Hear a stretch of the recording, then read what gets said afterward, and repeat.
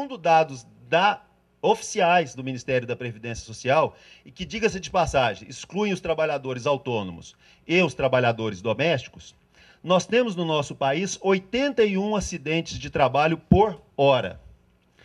Desses acidentes, 49 trabalhadores por dia não retornam mais ao trabalho, seja por morte ou por invalidez permanente.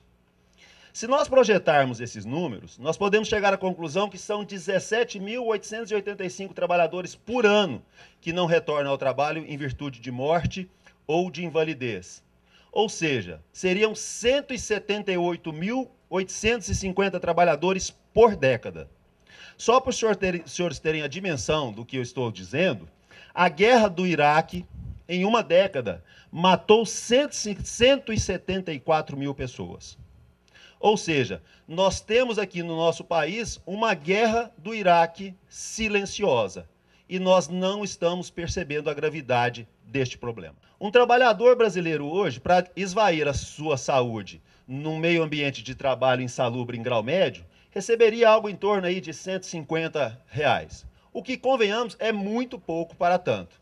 E todos nós que trabalhamos com o direito do trabalho sabemos que qualquer contador, eu não preciso nem de um advogado muito especializado, qualquer contador consegue fraudar perfeitamente nos recibos de pagamento o pagamento desses adicionais, diluindo os adicionais no salário de sentido estrito. Isso, a partir do ângulo que nós analisamos, pode ser muito engraçado, né? Obviamente eu tenho ali uma figura que é uma montagem, mas ela dá a dimensão da alienação do trabalhador brasileiro, né? Ele não tem muita noção do que está acontecendo com ele.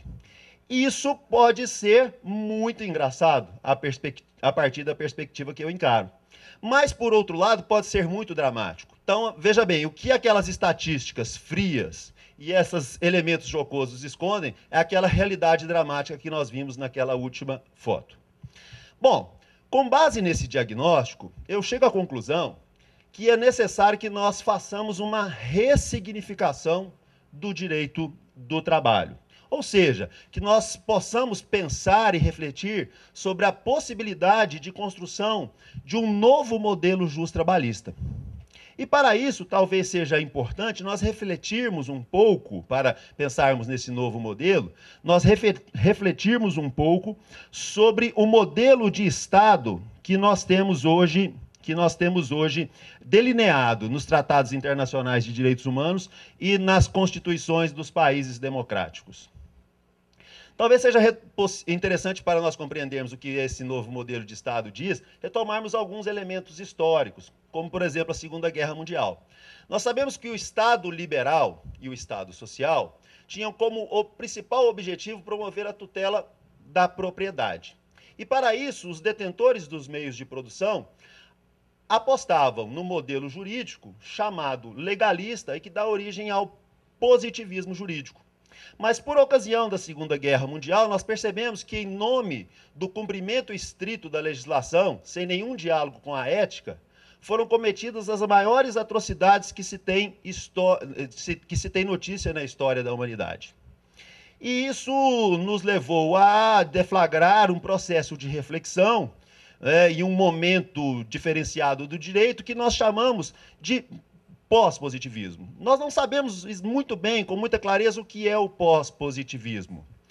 Ele ainda é um conjunto amplo e inacabado de reflexões acerca do direito, no dizer das palavras do professor Luiz Roberto Barroso. Mas nós já podemos afirmar, pode passar, por favor, que este momento do direito, chamado de pós-positivista, e que deflagra a criação do que nós conhecemos hoje por Estado democrático de direito, ele aposta nas seguintes questões. Primeiro, os princípios e direitos fundamentais, eles possuem força normativa.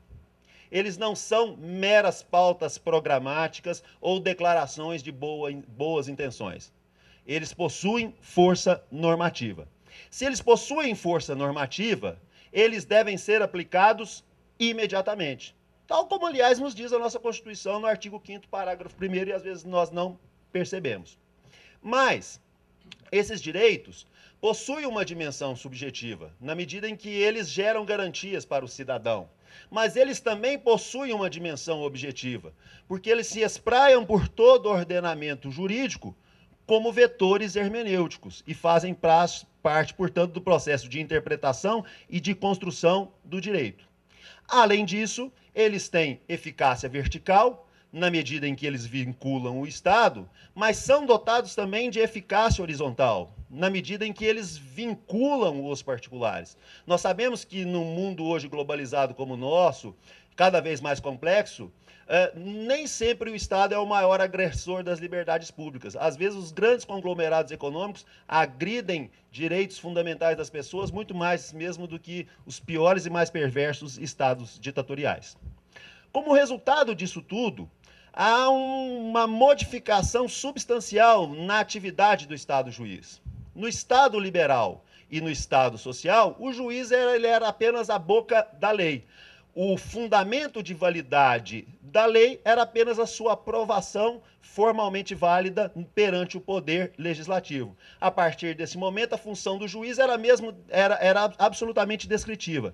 Incumbia ao juiz descrever a lei e aplicá-la de acordo com a vontade do legislador. E isso, naturalmente, gerava aquela segurança, aquele modelo de segurança jurídica que interessava aos detentores dos meios de produção. Hoje, não. Se os direitos fundamentais possuem força normativa, o papel do juiz é radicalmente diferenciado, porque a lei não é mais o centro do direito. A lei é um elemento importante do direito, mas o seu fundamento de validade não é apenas a aprovação formalmente válida perante o Poder Legislativo.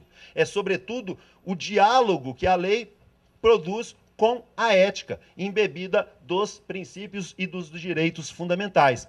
Portanto, o juiz deixa de ser a mera boca da lei para ser aquele sujeito que possui obrigação de concretizar, em última instância, aquilo que nos tratados internacionais de direitos humanos e nas constituições democráticas não passam de promessa. Então, a nossa função modifica-se radicalmente. E aprofundando e adensando tudo isso que foi dito aqui agora, eu relembro da preleção, por exemplo, do professor Canotilho, quando ele fala que um Estado hoje somente será um Estado de direito na medida em que ele se dispuser a ser um Estado protetor do ambiente. O que eu estou querendo dizer com isso? Nós passamos por um momento em que há um esverdeamento dos direitos. Isso significa dizer o quê? Por exemplo, a Declaração Universal dos Direitos Humanos, ela prevê no seu corpo apenas direitos civis, sociais, políticos, culturais e econômicos. Ela não fala da fundamentalidade do meio ambiente equilibrado, incluído no meio ambiente a noção de meio ambiente de trabalho, naturalmente. Tanto é que em 72 nós temos a Declaração de Estocolmo, que, pelo menos no plano internacional, vem a reconhecer a fundamentalidade do direito ao meio ambiente ecologicamente equilibrado. E isso é importante por quê? Porque sem o meio ambiente equilibrado, nós não teremos condições de fruir todos aqueles direitos que são reconhecidos na declaração. Ou seja, os direitos civis, políticos, econômicos, sociais, culturais. Vale dizer, o direito ao meio ambiente ecologicamente equilibrado guarda uma relação de anterioridade lógica em relação a todos os outros mais direitos. Não que ele seja mais ou menos importante, mas ele possui uma relação de anterioridade lógica. Porque se nós não preservarmos a vida em níveis viáveis no nosso planeta, nós decididamente não poderemos cogitar da fruição de outros direitos que são extremamente importantes. Então, nesta perspectiva, eu tenho procurado afirmar, e outros juristas também têm feito, que nós estamos num momento de transição e que, mais do que um Estado democrático de direito, talvez nós tenhamos delineado hoje um Estado democrático ambiental de direito. O que isso quer dizer? Todos têm direito ao meio ambiente ecologicamente equilibrado. Os direitos caminham para a trans ou meta-individualização, que é um bem de uso comum do povo. Outra característica jurídica deste modelo de Estado é a transcendência da propriedade. A propriedade não é mais um direito absoluto. Ela está jungida ao cumprimento de uma função socioambiental, porque os microbens que a compõem, ambientalmente falando, não pertencem apenas ao proprietário, mas pertencem a toda a população. Todos têm direito ao meio ambiente ecologicamente equilibrado, bem de uso comum do povo e essencial à sadia qualidade de vida. O elemento de anterioridade. Impondo-se a quem? Ao poder público, eficácia vertical dos direitos fundamentais, e à coletividade, eficácia horizontal dos direitos fundamentais, o dever de defendê-lo e de preservá-lo. Ou seja, uma das opções do Estado Democrático Ambiental de Direito é pelo privilégio da prevenção em detrimento da repressão. No modelo de Estado liberal, né, nós assistimos passivamente à consumação dos danos, para somente depois abrir-se a possibilidade do cidadão vir ao Poder Judiciário para receber, se muito, uma indenização. Mas nós sabemos que numa sociedade complexa, de massas e de risco, como a que nós vivemos atualmente, os danos, quando consumados, são de difícil ou impossível reparação. E é justamente por isso que nós temos hoje uma opção, pelo menos delineada, tanto no plano internacional quanto no plano interno, de privilegiar a prevenção em detrimento da repressão. E a última característica deste modelo de Estado é a ampliação dos sujeitos de direito, porque nós fazemos tudo isso não apenas em benefício da nossa geração, mas também das futuras gerações. Bem, feitas essas reflexões, nós podemos agora procurar, de fato, ressignificar o direito do trabalho. E aí eu conclamo os senhores aí, não precisa de me falar, imaginar alguns direitos trabalhistas que estejam elencados no artigo 7º da Constituição. Pensem em 3 direitos. Pensaram? Alguém de vocês pensou no direito à redução dos riscos inerentes ao trabalho?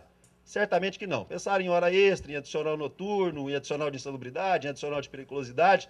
Ora, se nós temos um modelo de Estado que privilegia a prevenção em detrimento da repressão, nós podemos afirmar com muita segurança que o principal direito dos trabalhadores nesse modelo de Estado é justamente o direito à redução dos riscos inerentes ao trabalho. E a nossa prática, tanto jurídica como a mesma nossa prática no magistério, vem solenemente ignorando esse direito que é tão importante e que é um emblema característico deste modelo que eu chamo de Estado Democrático Ambiental de Direito. Basicamente, creio eu, que um novo modelo de direito do trabalho só pode emergir a partir do diálogo entre o direito do trabalho e o direito ambiental. Ou seja, me parece que o direito do trabalho precisa ser pelo menos embebido da principiologia que orienta o direito ambiental.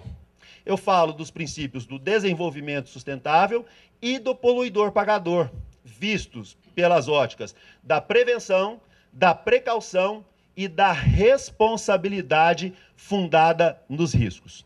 Para nós compreendermos o que eu estou querendo dizer, talvez seja importante nós retomarmos aqui em mão um conceito que vem do direito econômico, que foi muito bem apropriado pelo direito ambiental. Você pode passar o slide, por favor, se quiser?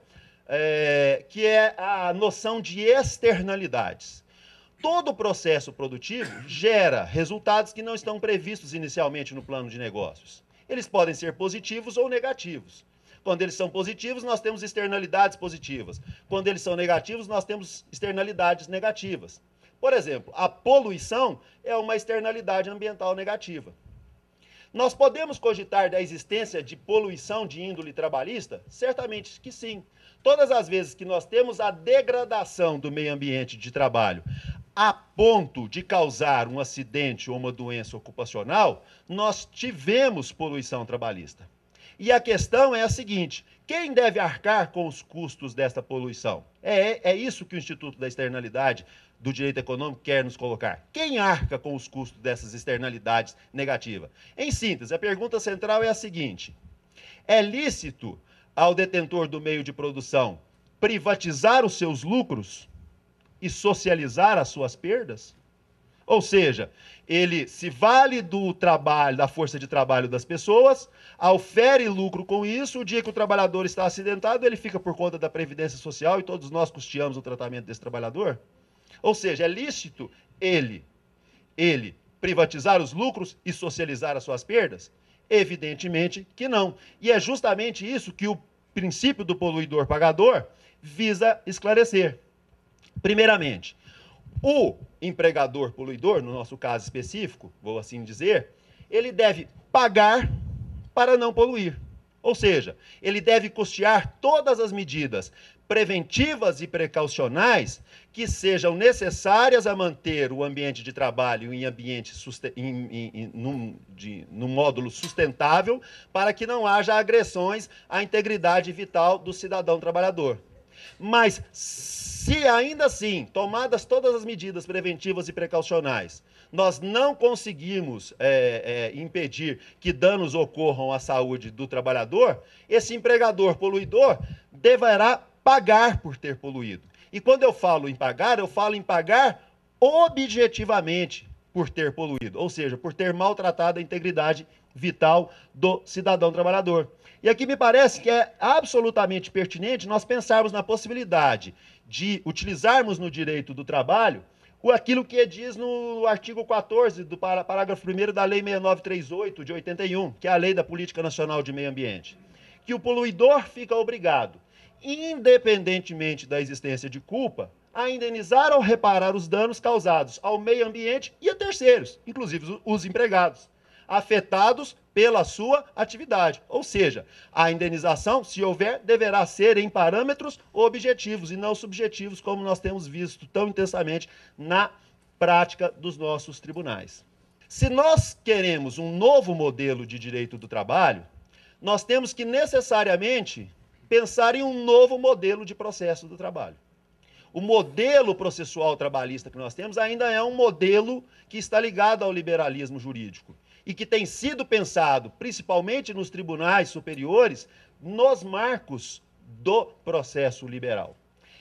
O que eu estou querendo dizer com isso? Nós temos que, no mínimo, ressignificar aquela trilogia que estrutura o direito processual, calcada na jurisdição, na ação e no processo. Se nós temos uma sociedade em que os direitos caminham para a trans ou meta-individualização, nós temos que privilegiar a jurisdição coletiva, em detrimento da jurisdição individual. E temos que repensar o próprio significado de direito de ação. Quando nós temos aula de teoria geral do processo, a maioria dos professores nos ensina aquele antigo conceito de direito de ação. Direito de ação é um direito subjetivo, público, autônomo e abstrato, que permite ao jurisdicionado invocar o exercício da função jurisdicional assim que ele tiver suportado um dano. Ou seja, é um conceito que, na sua essência, ele é subjetivo e repressivo.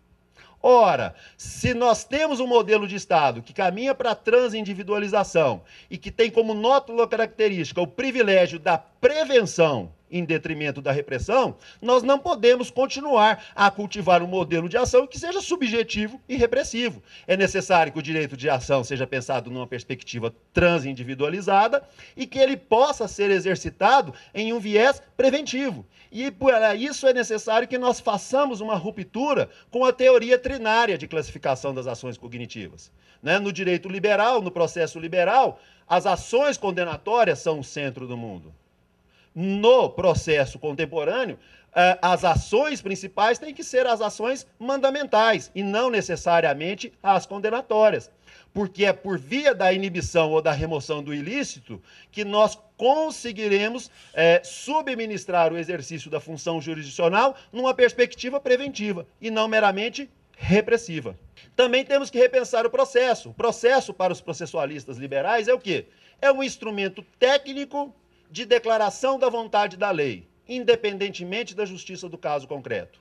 Não, o processo, antes de ser um utensílio técnico, ele deve ser um instrumento ético, não de declaração pura e simples da vontade do legislador, independentemente da justiça do caso concreto, mas um instrumento ético de tutela efetiva dos direitos. E para isso é necessário nós cambiarmos também a noção de procedimento. Veja bem, aqui eu não quero cometer a heresia técnica de confundir processo com procedimento. Mas eu não posso perder de vista que é o procedimento que anima e dá vida ao processo. E que permite que o processo cumpra com seus objetivos. Portanto, me parece que uma das características desse novo modelo de direito processual deve ser o reconhecimento da possibilidade de o juiz adaptar o procedimento à luz do caso concreto que ele tem para a sua atuação. de modo a que nós tenhamos os pressupostos de acesso a uma ordem jurídica eficiente e que seja ambientalmente justa. O Estado liberal, né, ele parte da concepção que nós podemos ter um procedimento único que consegue dar resposta para toda e qualquer situação da vida. Mas numa sociedade tão complexa como a que nós vivemos, uma sociedade de massa e de risco, é evidente que o legislador não pode, de antemão, prever um procedimento que seja capaz de dar resposta para qualquer crise da vida. Para que nós tenhamos essa possibilidade da adaptação do procedimento, talvez seja necessário ressignificar a própria noção de devido processo legal. Aliás, eu vou fazer aqui um parênteses, apesar do tempo já estar avançado, nós traduzimos essa expressão devido processo legal para o português de modo bastante equivocado. Nós traduzimos a palavra law como lei, e law para o direito anglo-saxão tem um significado bem diferente do que é lei para nós lusófonos, né? Tanto é que, para eles, a palavra law tem a noção muito mais do direito do que propriamente de lei. Tanto é que eu quero falar de direito processual, eu falo de procedural law, eu quero falar de direito ambiental, eu falo de environmental law. Então, creio eu que nós temos que pensar na existência de um devido processo que não seja necessariamente legal, mas de um devido processo que seja um devido processo jurídico. Na minha concepção, aquilo que eu chamo, nos termos do Estado Democrático Ambiental de Direito, de um devido processo constitucionalmente estruturado e ambientalmente justo. O que eu quero dizer com um devido processo constitucionalmente estruturado? Um processo que seja capaz de garantir aos litigantes todos os direitos processuais fundamentais, sem com isso se ver na obrigação de seguir patológica e insanamente um rito processual previamente traçado pelo legislador para dar conta de toda e qualquer situação da vida. E que seja substancialmente justo, ou seja, que consiga produzir respostas jurídicas ambientalmente sustentáveis, inclusive no âmbito do direito do trabalho. Então, aqui, feitas essas prolegômenos, eu chego assim no ponto nevrálgico da minha exposição. É a de que os provimentos mandamentais são aqueles capazes de inibir ou de debelar as crises ambientais trabalhistas, que na minha obra eu chamo de crises de 3 dimensões. Crises de dimensão desumanizante, crises ambientais trabalhistas de dimensão físico-ergonômica e crises ambientais trabalhistas de dimensão psíquico-moral. É óbvio que toda e qualquer crise ambiental trabalhista avilta a condição humana do cidadão trabalhador. Mas algumas o fazem tão intensamente a ponto de poderem ser qualificadas como crises de dimensão desumanizante. Geralmente, elas são caracterizadas por aquelas condutas que estão tipificadas na legislação criminal como crimes, como no caso de redução de trabalhadores à condição análoga à de escravos pela exposição a condições ambientais laborais degradantes. Como casos que eu já tive, que trabalhadores dormiam relento, não tinham locais para fazer suas necessidades fisiológicas, não possuíam água potável, consumiam água em lagoas onde disputavam água com animais silvestres e animais domésticos e coisas do gênero que não dá nem para a gente aprofundar aqui. Temos também as crises de dimensão físico-ergonômica, que eu não vou me estender muito sobre ela, que são aquelas que nós mais conhecemos, né, que são oriundas de agentes físicos, químicos, biológicos ou ergonômicos e que rendem ensejo à existência da insalubridade, da periculosidade e da penosidade, né? Somente lembrando a diferença entre insalubridade e periculosidade. A insalubridade mata o trabalhador lentamente e com requintes de crueldade. A periculosidade mata o trabalhador abruptamente e com violência extrema. Também temos as crises de dimensão psíquico-moral, que eu chamo de crises de dimensão psíquico-moral, que eu não vou me estender sobre elas, porque ontem já foram faladas aqui, e hoje a doutora Daniela irá falar também sobre elas, que dizem respeito ao fenômeno que nós conhecemos hoje como assédio organizacional. Há em algumas situações, nós podemos caracterizar ambientes que, do ponto de vista físico, químico, biológico e ergonômico, ele se mostra sustentável. Mas naquele ambiente há um nível de degradação moral tão intenso a ponto de corroer completamente a estrutura psíquica e emocional do cidadão trabalhador. eu creio que também nesse caso, embora nós não tenhamos elementos tangíveis, mas intangíveis, nós estamos também de um problema que é ambiental. E eu quero demonstrar isso. Os problemas ambientais não são apenas físicos, químicos, biológicos ou ergonômicos. Eles podem ser também de ordem moral. Eles podem ser um inimigo invisível no meio ambiente de trabalho. Obviamente que da instauração de cada um desses modelos de crise, surgem direitos difusos, coletivos e individuais homogêneos que merecem ser, interesses que devem ser tutelados. A questão a saber, e já prometo caminhando para o final, é qual a melhor forma de nós inibirmos ou debelarmos essas crises. Bom, as tutelas de mérito, até de acordo com o que eu já expus agora atrás, elas objetivam basicamente atacar o ilícito ou o dano. O ilícito considerado como a conduta contrária ao direito ou o dano, efetivamente suportado. Né? Evidentemente que se nós temos um modelo que eu chamo de Estado democrático ambiental de direito, e cujo um dos emblemas é o privilégio da prevenção em detrimento da repressão, as tutelas preventivas que visam atacar o ilícito devem ser privilegiadas. E aí eu falo das tutelas inibitória e tutela de remoção do ilícito. Tutela inibitória, como o próprio nome já diz, é uma heresia eu falar de tutela inibitória, por exemplo, do professor Marinoni, mas sou ousado.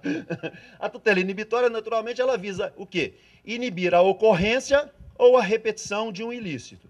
Como no caso nosso trabalhista, que pode se dar positivamente ou negativamente. Por exemplo, se o juiz determina que o empregador entregue equipamentos de proteção individual aos empregados de determinado réu, nós estamos dando uma tutela inibitória, que visa o quê? Impedir a repetição de um ilícito, que em última instância pode preservar a integridade vital. E pode ser também negativa, como no caso quando o juiz do trabalho impõe uma obrigação de não fazer ao empregador. Por exemplo, não tome horas extras além dos limites do artigo 59, porque nós sabemos que os acidentes de trabalho, quando ocorrem, geralmente os trabalhadores estão submetidos à sobrejornada e os acidentes ocorrem no final das jornadas.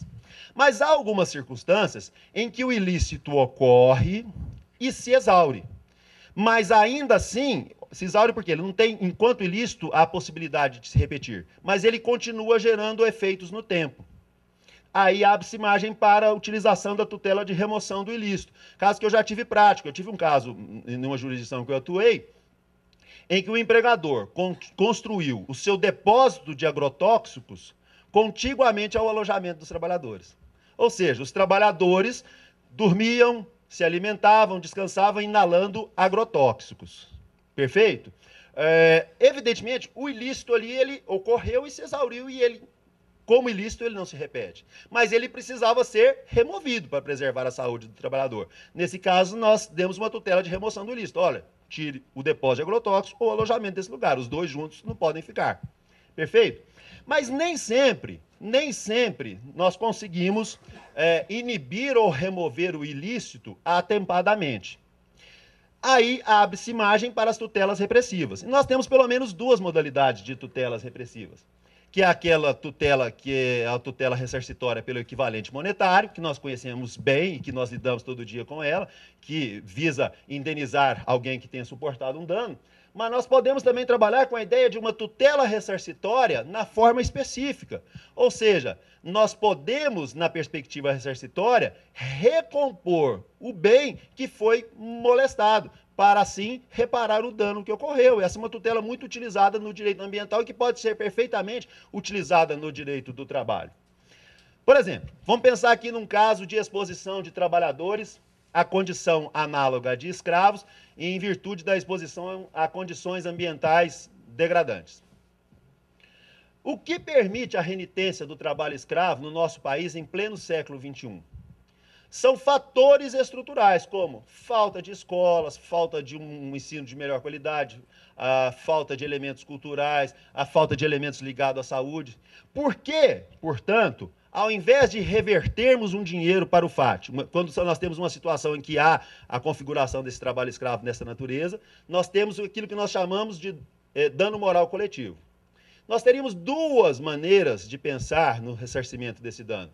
Por um lado, nós poderíamos mandar dinheiro para o FAT, pura e simplesmente. Ou seja, a tutela ressarcitória pelo equivalente monetário. Eu não vou nem dizer o que eu penso sobre mandar dinheiro para o FAT. Mas, enfim, a única coisa que eu posso afirmar, pelo menos isso eu posso afirmar, é que eu sei que o dinheiro que foi enviado para o FAT, via de regra, ele não volta diretamente para a comunidade que foi lesada. Isso nós podemos afirmar com muita clareza. Então, por que não, ao invés de mandar dinheiro para o FAT, impor obrigações de fazer, ou seja, tutela in natura ao empregador? Como, por exemplo, a imposição de construção de escolas, pode passar, postos de saúde, pode passar, creches, pode passar, bibliotecas. Por exemplo, semana passada mesmo, quem entrar no site lá do meu regional, 23ª região, vai ver a notícia vinda da vara da qual eu sou titular. Eu tive um caso de trabalho escravo, que nós acabamos resolvendo a ação civil pública que foi ajuizada pelo Ministério Público do Trabalho por via de um acordo. E o empregador reconheceu que, de fato, ele havia cometido o ilícito, e aí eu sugeri, a princípio, vamos fazer um acordo para que você possa ressarcir a comunidade que foi lesionada, foi molestada nesse bem coletivo. E sugeri, a princípio, que fosse construída bibliotecas num município muito próximo da minha jurisdição, que chama-se Brasnorte. Mas antes de deliberar sobre isso, obviamente eu tive o cuidado de marcar uma nova audiência, uma nova sessão da audiência, e chamar o prefeito para discutir. O prefeito me disse, olha, excelência, eu preciso muito de bibliotecas em Brasnorte, mas o problema mais grave que eu enfrento hoje é o problema da saúde. Eu tenho um hospital público que tem 7 enfermarias que não estão funcionando porque elas estão completamente destruídas. Por que nós não pensarmos na possibilidade de reformar às custas do empregador essas enfermarias? E assim foi feito. As enfermarias foram reformadas e hoje elas estão atendendo a comunidade. Aí nós poderíamos até indagar, em termos teóricos, mas como assim? A educação, a saúde não é obrigação do Estado? Veja, o que eu disse? Uma das características do Estado democrático de direito ou do Estado democrático ambiental de direito não é apenas a eficácia vertical dos direitos fundamentais, mas também a eficácia horizontal dos direitos fundamentais. E nós podemos vincular, sim, os particulares a realizarem obras, obrigações de fazer, que possam, em última instância, serem políticas públicas, com a participação, evidentemente, do poder público que vai absorver essas obras no seu funcionamento. Por fim, eu gostaria de dizer que, naturalmente, essas tutelas devem ser implementadas com urgência. Né? Eu não vou me estender aqui, que eu acho que já passei do meu tempo. Eu gostaria de falar um pouco sobre essa questão das tutelas de urgência mais pormenorizadamente, mas como já passei do meu tempo, eu não vou fazer essa discussão. Se porventura, posteriormente, nos debates que nós travaremos, se vocês quiserem aprofundar esse tema, eu posso falar um pouco mais sobre ele. Então, eu agradeço muito a atenção de vocês. Peço desculpas por ter feito uma apresentação tão rápida, mas hoje, infelizmente, o tempo conspira contra nós todos. Muito obrigado pela atenção e obrigado mais uma vez àqueles que me